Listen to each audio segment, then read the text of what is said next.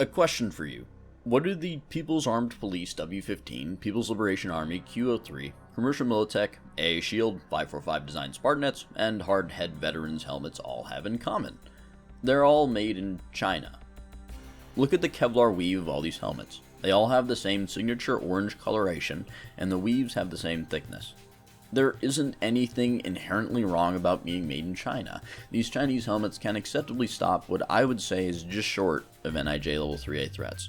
They're pretty heavy for the protection they give, and I've wasted a lot of time comparing all of these helmets for over a year for the same mediocre results. There are tons of tests on Militech and the identical HHV helmets on the internet as it is, so I'm going to trust you to trust me with this abridged summary. You get what you pay for. These helmets are cheap and represent less ballistic protection when compared to something like an Ops Core or even an ACH. They're prolific in the Chinese military and police, while prolifically imported into the United States, and if you have one, you could certainly do worse. But the mediocre quality isn't my main issue here.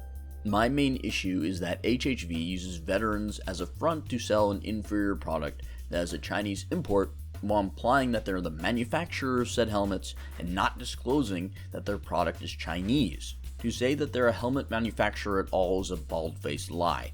What they're doing is taking Chinese helmet shells and putting their own suspension in them. Until they actually get their self-proclaimed polyethylene helmet factory up and running, HHV is simply another Chinese helmet reseller, similar to Militech.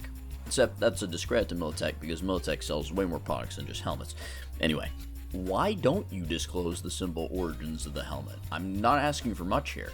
Just say that the helmet is imported from China clearly on your website. That's it. That's the solution. Say your product is made in China and don't assume that people know and tell me some generic term like overseas.